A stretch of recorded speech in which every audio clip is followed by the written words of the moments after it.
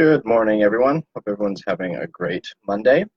So, today I'm going to talk about 5 reasons that optimism is associated with success and happiness. I started thinking about this from looking at a quote from Brian Tracy. Okay. It says, optimism is the one quality more associated with success and happiness than any other. So, what I think is interesting is that almost all of the keys to our success we probably have already heard.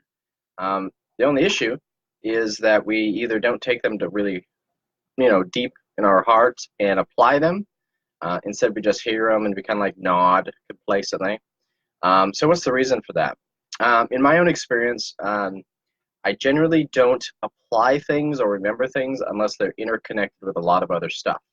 So if you study cognitive psychology or memory, it turns out that you actually remember things if it's more connected to other things that you know. So it's in a strong network. Now that's just memory, but I think this also applies to our habits. If we find something with great depth that impacts you, you're going to remember it a little bit more. So this isn't controversial. Most people say, yeah, optimism is important.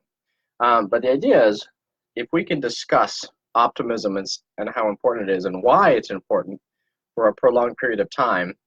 Okay, so for instance, if my talks are around 10 to 15 minutes, instead of just saying the quote and like clicking like, something like that, if you think about it and look at its different dimensions, you'll actually retain it and understand it a lot better.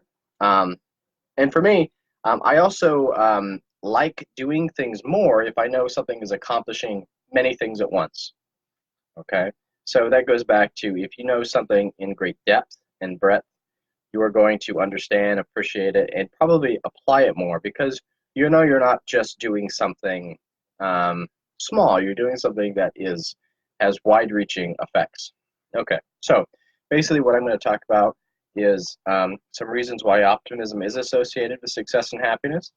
I'm going to reference a few interesting asides that are related to what we're talking about, boil it down, and then give you some dimensions to consider that maybe can drive it home a little bit further. Okay, one, you find what you look for. Okay, this happens on many different dimensions. There's an old Eastern adage: when the student is ready, the teacher appears. So the idea is that the teacher was there ahead of time. Okay, he's been there. But the student, when they are actually looking for the teacher, then they realize this person that was there before physically becomes an actual teacher then. Okay? So it's like you're only going to be able to do something when you're close to being able to do it, to be open to do it. Okay? Now, this world is full of opportunities, especially in today's age with modern technology, our very advanced economy, advanced in the sense that there's so many different options. It's not like there's 10 different career choices. There's 10,000 career choices and new careers being made that didn't exist, 2 minutes ago. All right. So you find what you're looking for. If you're looking for bad things, guess what? You're going to find bad things. But here's the thing. There's a lot of good things. So why would you create a habit in yourself to look for the bad things? Everybody can find bad things. When I'm raising my daughter who's 4, it's easy to find what's wrong. Anytime that you're frustrated, you want a popsicle, you can't have the popsicle. Okay, well, let's have a tantrum. The hard thing is to discipline yourself and to find what's good. Okay. All right, number 2, your vision motivates you. Okay, and this is positive or negative. If you have a crappy vision, you're going to be motivated in a very weak, mediocre way, and you'll crumble in the face of opposition. So your vision motivates you, not just you, but also the people around you. And it becomes a virtuous or vicious cycle. You surround yourself with people that motivate you. When you're not motivated, you'll be motivated, and vice versa. On the other hand, if you have a low level of motivation, you have a small vision, and everybody around you has a small vision, when you fall down, you won't be picked up. You guys will just be all on the ground, wailing that, life's terrible. Okay.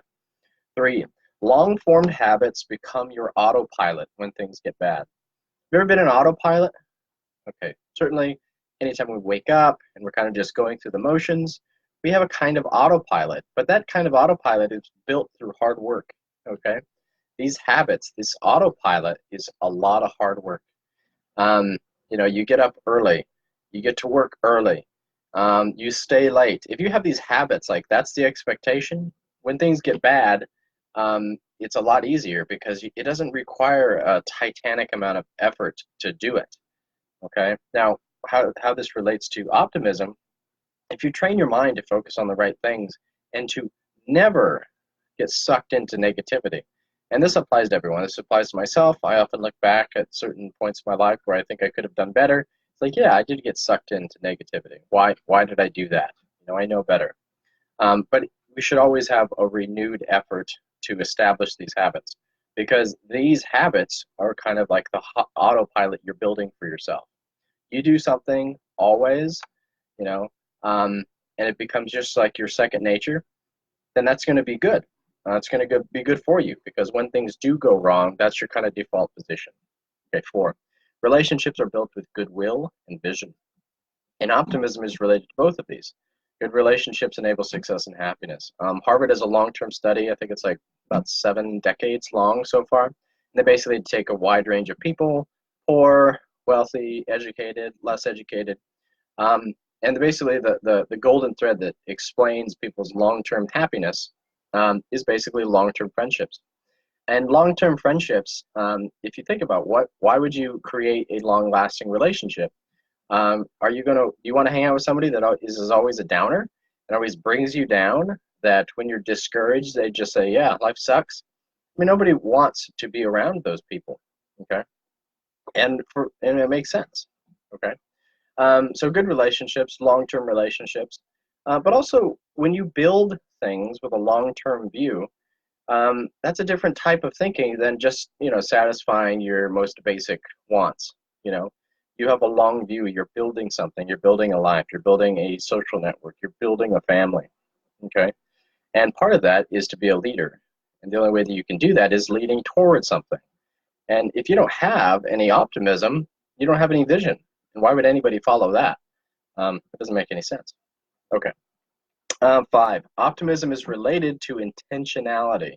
Okay, it just means that you're doing something deliberately, something that you've thought about, something that has like a means-end relationship. So you have an end that you're pursuing. Okay, you've thought about it.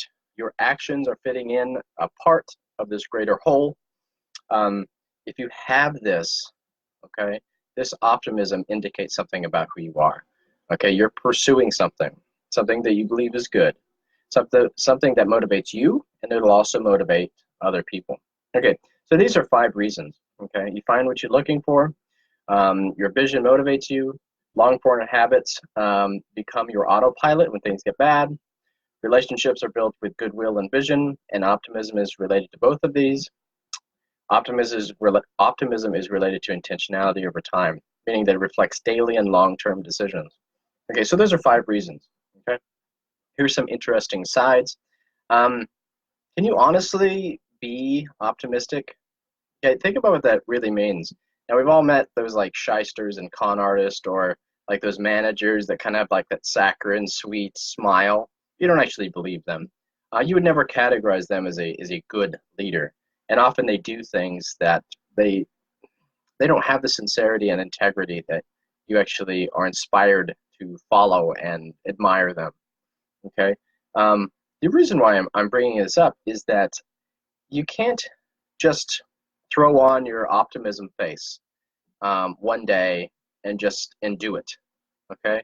Now, it's true that you can kind of like, let's say you watch a movie or you're inspired somehow, you can kind of focus on it a little bit. But when you have a deep-seated optimism, it takes a lot of work. Okay. And this might be related to like the whole autopilot thing, but it's also about whether you have a genuine vision. If you genuinely think that we are nothing more than meaningless, collections of cells, there is no purpose in life.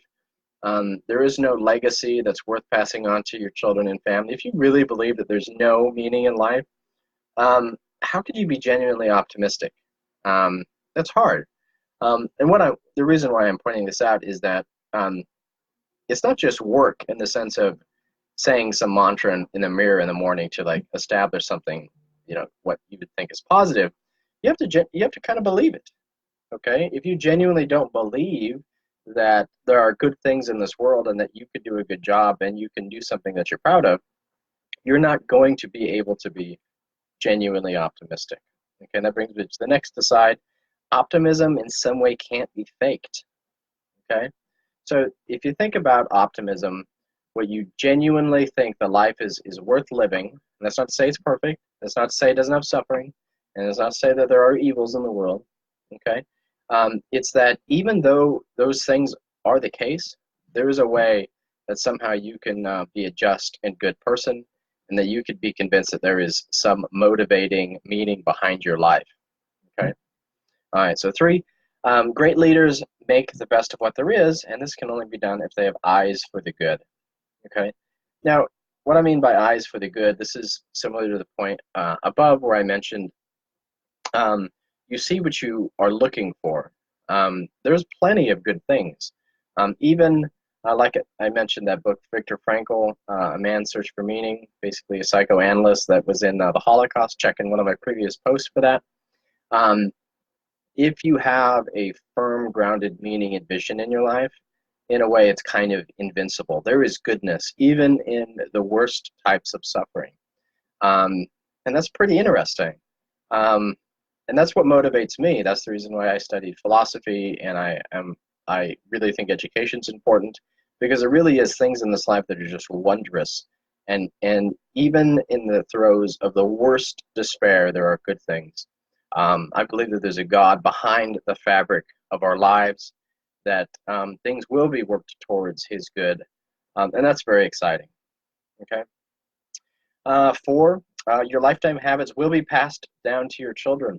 Okay, so this is just kind of another motivational piece. It's like, take this seriously. Whatever habits you have, you're going to pass down to your children. This is a good quote.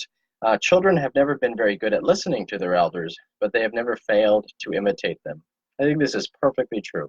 And I think everybody learns this when they get older. Because when you're young, you always say, well, I'm not like my parents at all. They're crazy, and I'm totally different.